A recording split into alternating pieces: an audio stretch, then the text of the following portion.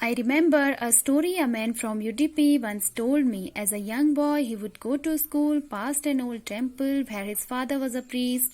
He would stop briefly at the temple and pray for a pair of shoes. 30 years later, I visited his town and the temple, which was now drowned in an air of desolation. In the backyard where lived the new priest, there were red and white plastic chairs. A young boy dressed in a grey uniform, wearing socks and shoes, arrived panting and threw his school bag on a folding bed.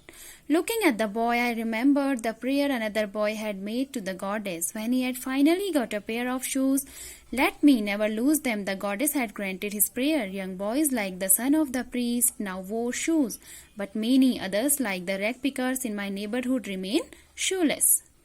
So the writer is saying that she remembers a story a man from UDP once told her. उसे एक कहानी याद आती है जो एक आदमी ने उसे सुनाई थी जो कि यूडीपी का रहने वाला थी. Udupi is a town in Karnataka. As a young boy he would go to school past an old temple where his father was a priest. जब वो स्कूल गोइंग था तब वो स्कूल जाया करता था और बीच रास्ते में ही उसे एक टेम्पल पड़ता था जहां उसके फादर प्रीस्ट थे. He would stop briefly at the temple and pray for a prayer of shoes. वो थोड़ी देर वहां पे रुकता और एक पेयर शूज के लिए वो भगवान से प्रार्थना किया करता था. 30 years later, I visited his town and the temple. After 30 years, the writer visited his town and the temple, which was now drowned in an air of desolation. And now the town was quite empty. वहां पे जो लोग थे वो बिल्कुल भी कम थे अब. Desolation means a state of being empty. In the backyard where lived the new priest, there were red and white plastic chairs. मंदिर के पीछे वाले एरिया में नया प्रीस्ट रहता था और वहां पे उन्होंने रेड और व्हाइट कलर की प्लास्टिक चेयर्स लगाई हुई थी. अ young boy dressed in a grey uniform wearing socks and shoes arrived painting and through his school bag on a folding bed. एक छोटा बच्चा स्कूल की ड्रेस में एकदम ड्रेस्ड अप था, जिसने ग्रे कलर की यूनिफॉर्म पहनी थी, सॉक्स और शूज उसने पहने हुए थे. वहां पहुंचता है एकदम हाफते हुए. पेंटिंग मीन्स गैस्पिंग, हाफना. और अपना स्कूल बैग वो फोल्डिंग बेड पे फेंकता है, रखता है. Looking at the boy, I remembered the prayer another boy had made to the goddess when he had finally got a pair of shoes. उस बच्चे की ओर देखते हुए जो राइटर है उसे याद आया. उसे क्या याद आता है?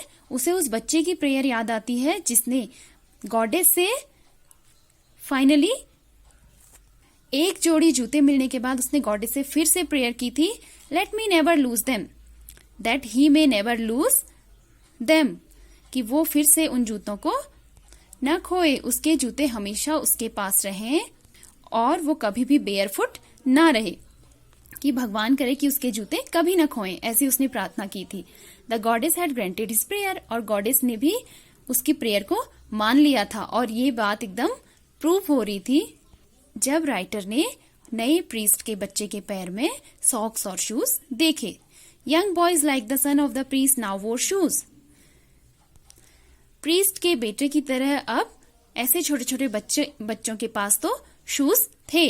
But many others like the ragpickers in my neighbourhood remain shoeless. लेकिन अभी भी बहुत सारे ऐसे बच्चे थे, जैसे कि साहिब जैसे बच्चे थे, जो कूड़ा बीनते थे या जिनके पास खाने के लिए कुछ भी नहीं था. वो बच्चे आज भी शूलेस थे, because they had not enough money to get a pair of shoes.